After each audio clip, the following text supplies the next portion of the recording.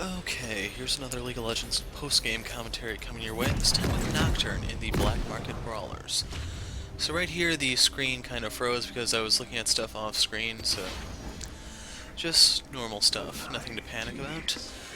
Anyway, this is your new game mode, Black Market Brawlers. Normally for these types of things I go Teemo, but well, it's just a top lane is a rough place to be in blind pick. And I'll go over things about this mode as we go. So first things first, it is both draft and blind pick.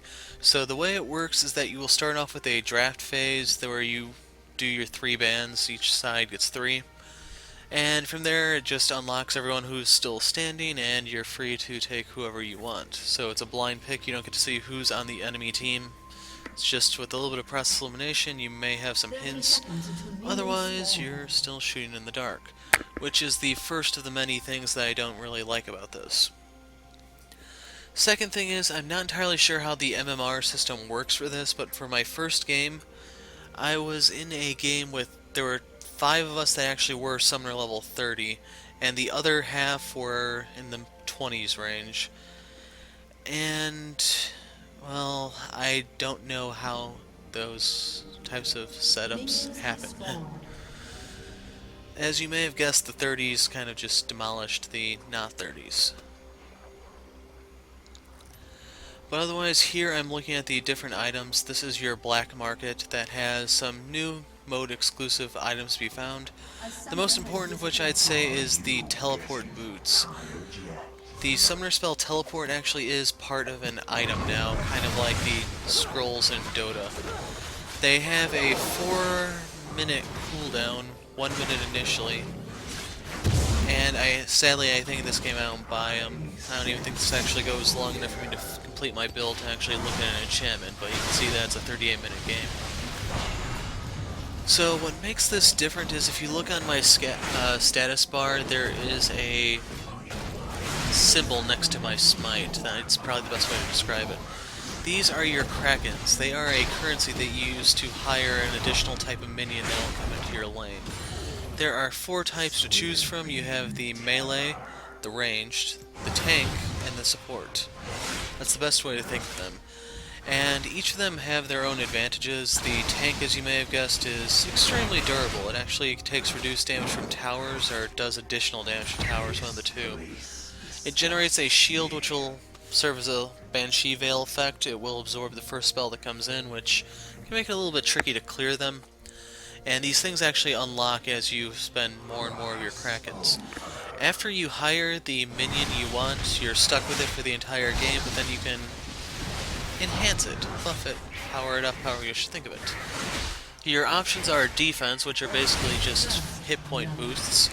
You can go the attack route, which will make them hit a little bit harder. Nothing stellar, but it's something. And the third category is your special. This does something different for each type that you hire. I think in this game I go for the defensive type. That in turn will cause to generate a shield, the shield frequency, etc. But for the melee unit, it eventually causes them to double spawn. For the ranged unit, they get an attack speed buff, and I don't remember what it is for the support unit. As for this game, I actually neglect the minions for a good amount of time. The best option for this mode is to actually communicate with your team, try to have one of everyone, and then depending on what you're up against, you can make that 5th one just a little bit customizable. If you need to,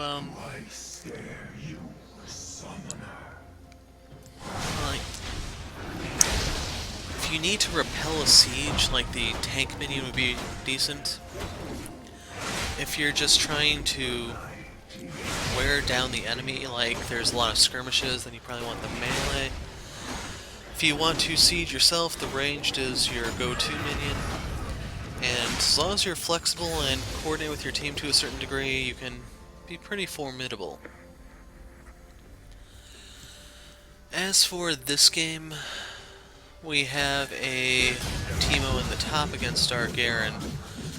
And right here, the gank is going to go wrong because Garen is lagging. At least that's what he said. We should have had Teemo pretty much dead to rights. It's just, yeah. Garen's going to die here. I can't really afford to tank it because I don't have the defensive stats, and I was eating Teemo's poison.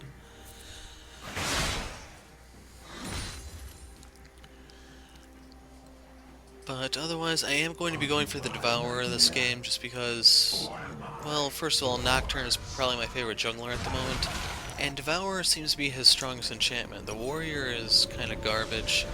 Cinder Hulk, we already have a tank in Garen, we don't need two. This place disgusts me. Plus, the other nice thing about Devourer is since Nocturne relies on auto attacks, it gives you a nice mix of physical and magic damage, so it makes it a little trickier to itemize against you.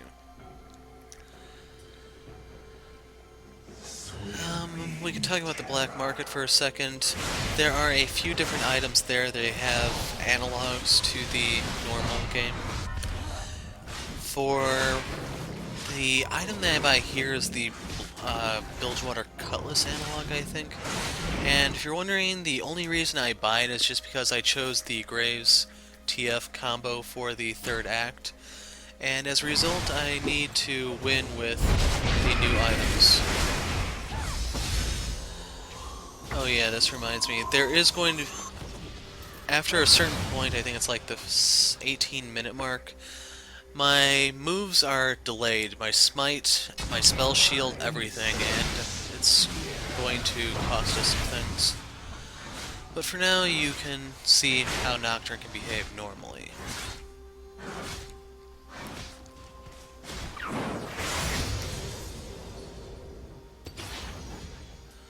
So the Scuttle Crab, it's a nice surge of gold that you can get from that.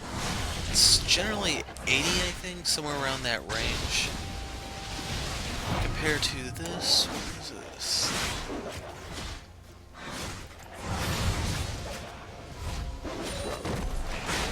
Okay, the numbers are a little small, but it looks like those are also 80, so if nothing else, it's just a camp that won't defend itself, a little bit safer and easier to take. As for this back, I came here just to get the dagger and prepare for the next clear. I didn't really have to come back now, it's just the dagger can help with my DPS and my clear and everything else. The thing about Nocturne's passive is that it comes off cooldown the more you auto-attack, which is why attack speed is so good on him. It also gives you the 120% AD hit once you actually do use it. Of course, the drawback is the flat 10 health, just... it's not that great. By the time you have the attack speed to take advantage of it, 10 health is really nothing.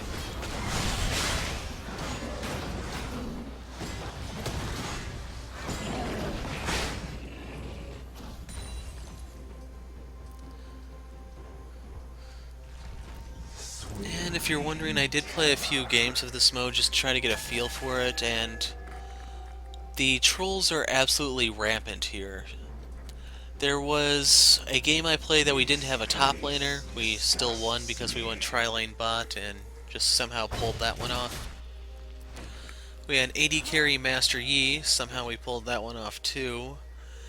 And it's just, everything is so inconsistent. The way the players behave as well as their skills.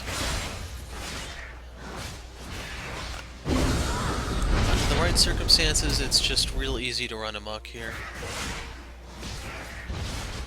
As for right here, that unlocks my ult. I could start intervening in fights, and I kind of want to go for Teemo just because he's kind of immobile. Lux is pushed up, and she probably always will be since Anivia is one of the best pushers in the game.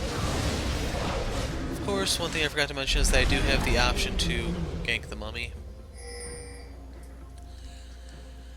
And if you're wondering about the gold Kraken generation, there are a few different ways to get them. You get 2 for every kill, 1 for every assist, 1 for every large monster that you counter jungle, such as this blue buff. You get 1 every minute or so, just passive generation. I'm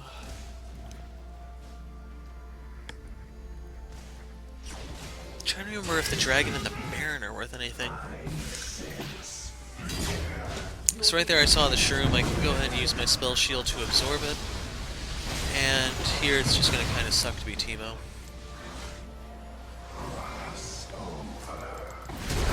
So right there, one of the lag spikes I'm gonna have periodically. I don't think this game is too bad, but we still get Teemo. I burned my ult. The good news is, I believe if I had blue buff, yeah, I still have blue buff. Yeah, I just picked up off the enemy, that's right. So by having the blue buff, that's an additional 10% CDR, so my ult will come off cooldown a little bit more quickly, and then I can try to gank a different lane.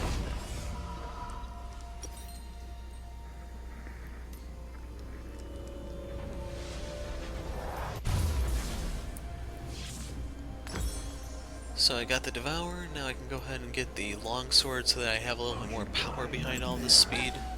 Or am I yours?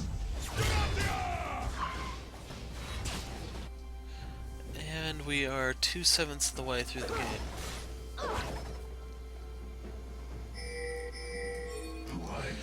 And here is one of the BS moments that I don't really care for. So just watch the dragon's hit points or its level.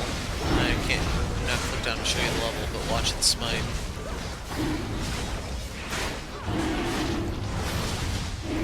He leveled up right as I cast a smite, so as a result I was denied my 5 stacks. Load of crap. We still get the dragon, sure, but it delays me immensely. Time investment to actually kill that and just out 5 stacks.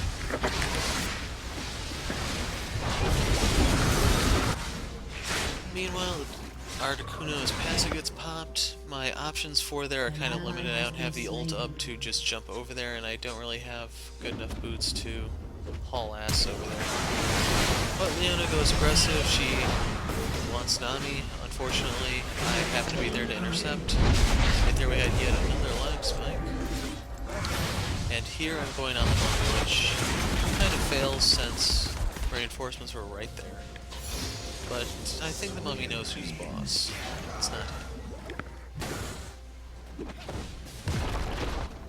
Sadly, with Nocturne being a melee type character and his wave clear being kind of confined to a Q, there's not much I can actually do for that tower. The Q simply doesn't do enough damage for how long its cooldown is. It's more like a mixed damage utility move since it helps immensely with your ganks. Just wave clear, not so much. So right there I did the upgrades. Not entirely sure what's what, but my minions should be spawning in the waves now.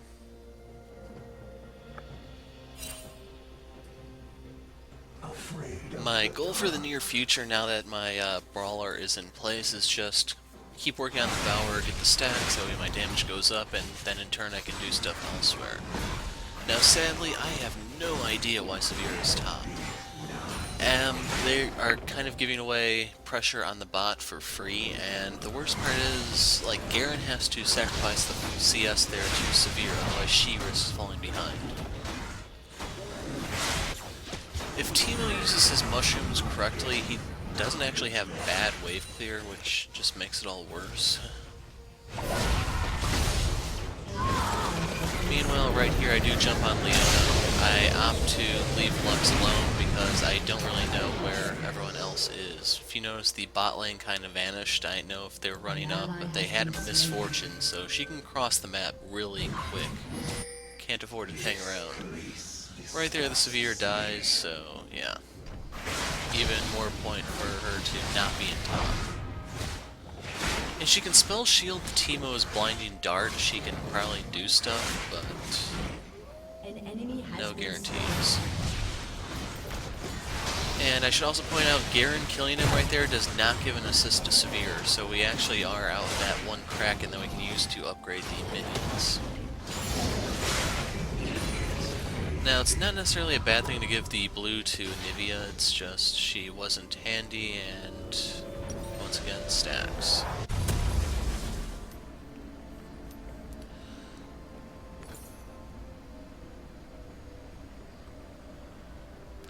So I do go for the Bilgewater Cutlass so that I can inflict a slow as I gank. I want Merc Treads because they do have Lux for a snare, I think it helps with Teemo's blind, the mummy's ult, his Q. Oh, all of Leona's CC. I kind of forgot about her for a second there. Has destroyed a turret. But right there, Nivea killed Lux, only to die to Leona. If Severe actually spent the entire time bot, Leona's gank probably would have cost them another tower. Right here you can see our two combined forces. We have a support unit in the back. They have two ranged ones. We only have one from the look of it. You can see my Brawlers, the big one with the shield. It's a pain for the towers to clear those up, and the other nice thing is, due to its shield, it's actually a little difficult for Lux to clear it as well. Anyway, I'm going to go ahead and take this because more stacks, more gold, and, well, I'm not really counting on Severe for much this game. Afraid of the dark. My ult is now off cooldown, and I just have to find the right opportunity. Jinx was kind of pushing up here, but for one reason or another she backed off. I don't know if I walked over a ward or if she just had good intuition. Nothing to be found here, and I can't even counter jungle to gather some Krakens, which is just insult to injury. I'm going to... And right here is when I realized, okay, I have the pink ward maker. I didn't notice I got the wrong one when I went to the shop, and, well, didn't notice I had the wrong one still. It's going to cost me another 75 gold to swap that out. And you can see that Lux has some wards here and there, which is going to make ganking her a little bit difficult. It's pretty much ult or nothing.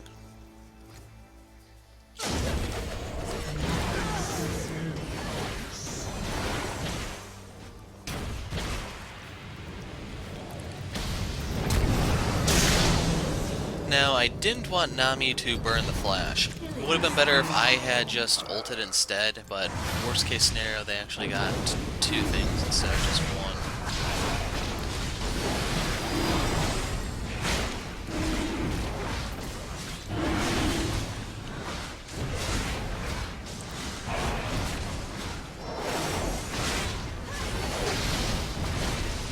So right here we get the Dragon Without event, but you're going to start seeing the delay on my buttons going off from here on out. Not entirely sure what caused it. It's never actually happened to me before, but it just happens so consistently that it's not exactly an issue on my end from the look of it.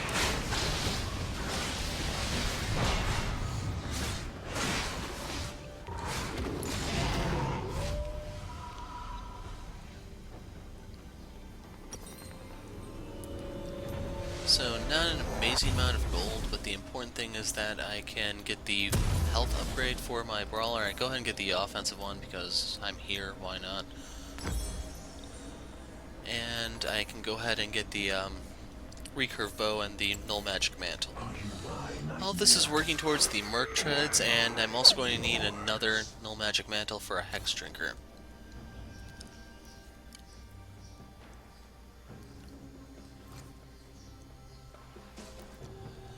So Teemo's working his way mid, and Nivea can kind of blow him up, so I'm not too worried about that.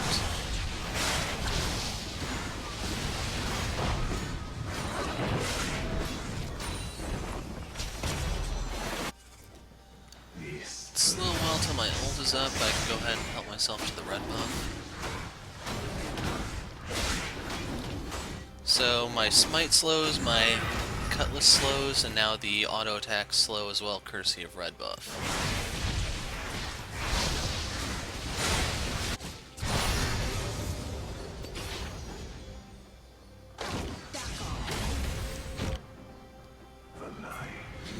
Now I don't know why Leona insists on going deep all the time. It consistently backfires.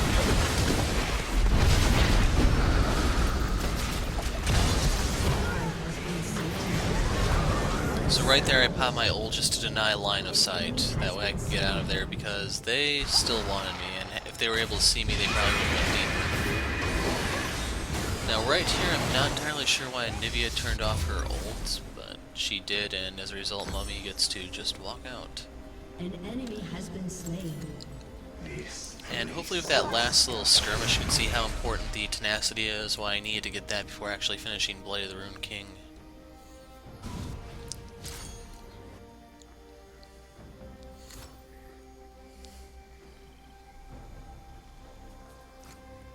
Afraid of the dark.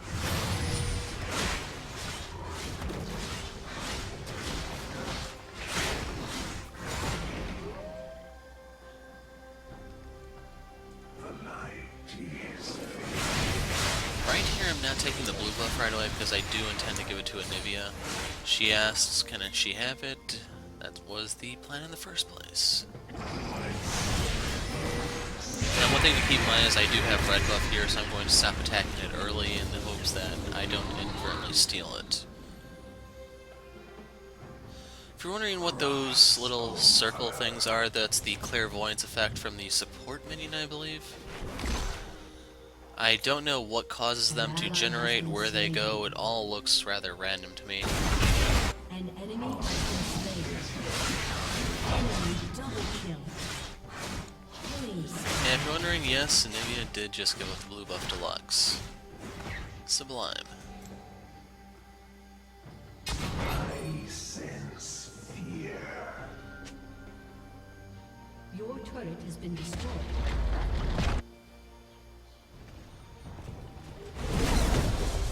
Now, I would be a little crazy to jump in on 2, but I'd probably still do it. 3 is just way too much. And unfortunately for the poor Mummy, his allies were gone. I moved in the right spot to evade his bandage toss, and I can just take out, what was that, 70% to 80% of his health? And I just need the cooldown to reset so I can go after MF. As soon as that happens, I want to turn around and try to re-engage, but none of my teammates are handy. I could ult onto her, it's just I don't know where her team is. You can see, I think that's Leona in the bot lane. It'd be kind of dicey for me to go since she can renew her strut just by pushing W. Meanwhile, there's Mummy. I'm going to call myself to his chicken. It's a stack and a kraken, but although my devourer has been sated.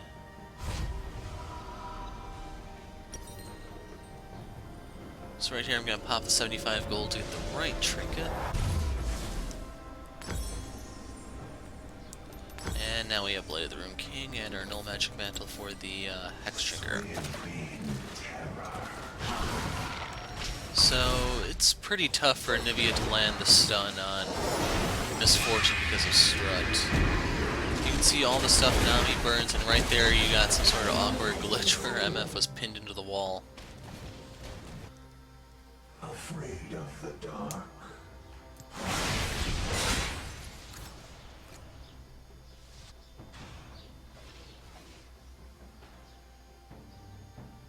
Cross over.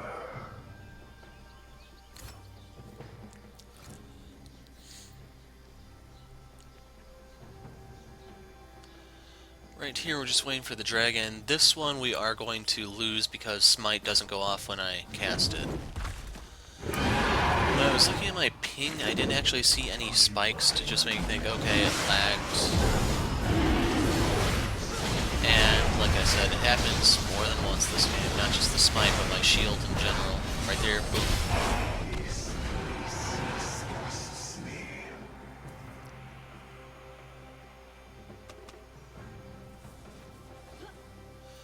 So as a result, I'm going to go kill their AD carry and jungler. In that order.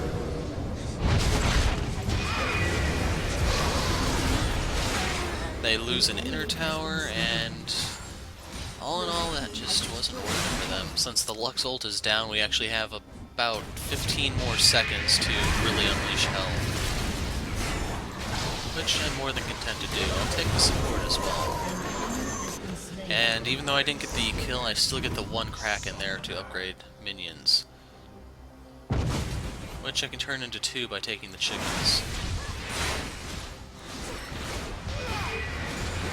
Basically, in this mode, snowballing is twice as bad because not only do you get the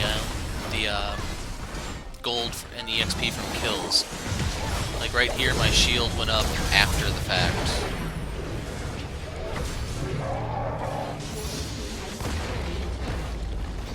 But you get the gold from the kill, the EXP, and then you also get the Krakens to increase the lane pushing power that you have. And worst part is it actually affects the entire map. So one person feeding extremely hard will cause the other two games to lose. Killing spree. That's the only reason why I'd say this should not be the default game mode, because it only takes one lane to win the game. Especially in the case where they can't wave clear minions. All of these upgrades become that much more influential. I sense fear.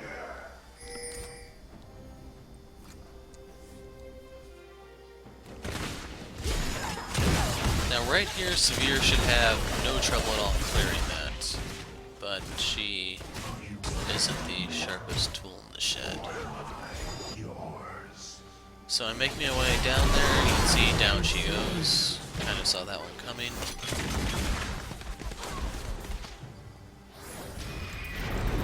And bye-bye.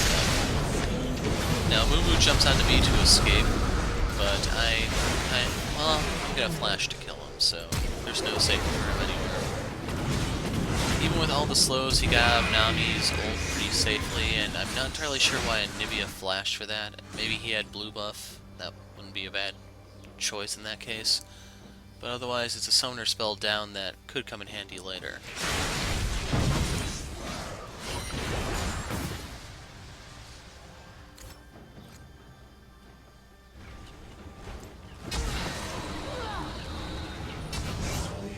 So it's actually pretty nice that my team here does ward. I'm not the only one. As a result, we pretty much can see anything coming in the bottom side of the jungle. Right here notifying Nivea that blue is up, but the one that she has is good enough for her, and she's not going to take it. Or does she come back for it? Yeah, she's on her way.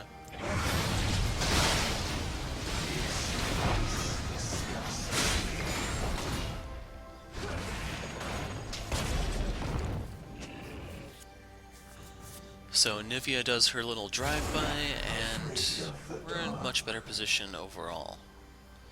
From here we just need to continue getting our kills. Right there he walled Severe.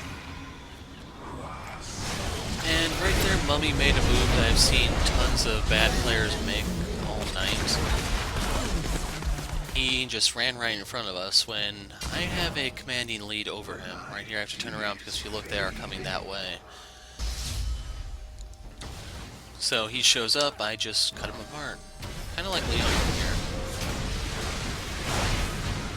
I got the impression she wanted to flash over the wall, but I have the CC to deny her that option. Sadly, no assist for Garen, but I can go ahead and help myself to their blue. Misfortune goes down.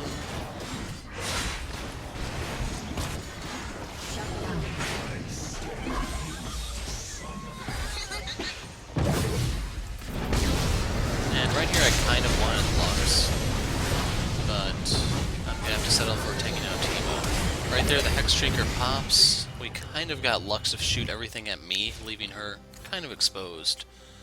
So if my team can take advantage of the 8 or so second window when she's going to be a little defenseless, that will work out to our advantage.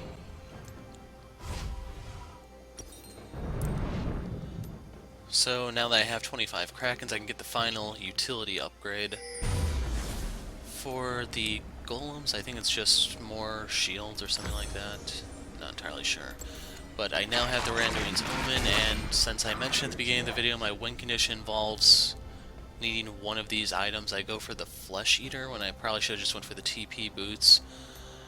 All in all, I couldn't figure out how this item works. If you're hoping to find out here, you're not going to find it.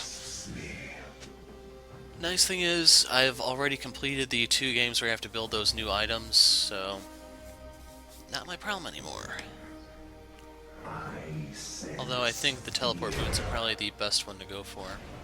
So right here, Leona is being really aggressive. I'm more than happy to help Anivia cut her down. And that's now the CC of the enemy team we don't need to worry about here in this dragon.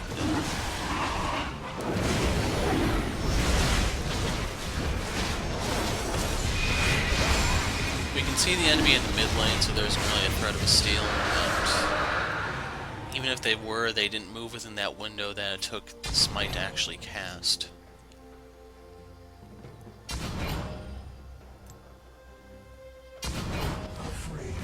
Gain our wards up so we might be able to get a lucky catch. And it's not too bad for me to take the Teemo Shroom because I do have the Hex Drinker for a little bit of MR and then a bunch of lifesteal to just heal up off of whatever I can whack for a little while. Right there I used the shield to walk through the brush just in case there was another Shroom. And they have a pink ward in the brush and Nivea just went into, which is why I wasn't really in any rush to go over there. Right here I jump onto the back line so that I can get Lux. Ultimately, she does get out, but if it costs the Mummy and Teemo and, you know, her life, it's kind of worth it in my opinion. Even though Severe died, I can take this pretty easily. We have the dragon buffs for the additional damage, we have the minions to be really annoying. And right there the spell shield actually worked properly for once. She ults, but I think she may have been aiming for Nami, not me, since that doesn't have too much of an impact. With the additional health I got off of the Randuin's Omen, that indirectly makes me more of a pain to take out. But one final stack of counter jungling, and I can go back, get some upgrades in terms of items, as well as the Brawler. So one thing about this build I really wouldn't recommend it is I have a ton of lifesteal. If I'm allowed to just sit there and trade with an enemy, they are going to die.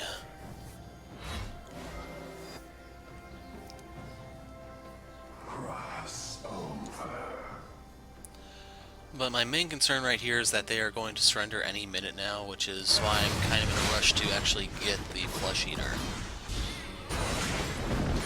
I think there's going to be one more fight and then I'm going to recall just to get it.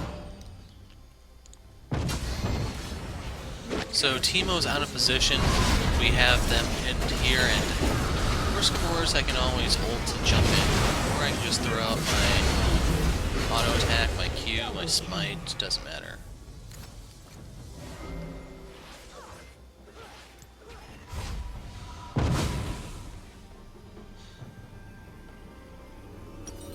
But that gold gives me enough to get the Flesh Eater, and if you're wondering why I went for this one, it's just the cheapest one. That's purely the only reason. Otherwise, the Sand Sword is probably the better one, since you can blink over to the target you hit. Definitely a lot scarier with Nocturne, because you have your fear to kind of hold them down in the first place. Not to mention, if they waste Flash to try to get away from you, you can just hop right behind them again. Sadly, it's a 300 teleport, or 300 unit jump, so Nocturne's attack range looks like to be 125 from here. I still have some ground to cover if I go that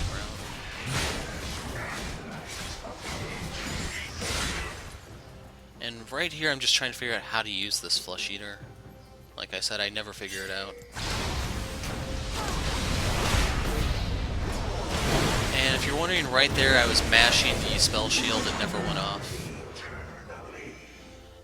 It didn't go off before the Shield of Daybreak, it didn't go off before the Solar Flare, it just flat out didn't go off. Now right here our wave is at the top tower, which is my goal. Just go ahead and take this out, and then regardless of what happens, we'll have the double minion spawn. So I don't think I actually got to block anything with the shield, like I said, it was delayed, and here I'm going to suicide to screw over Lux.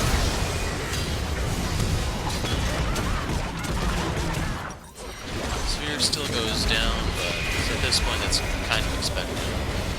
Being the final defensive upgrade, so that way my minions have a bonus 300 health.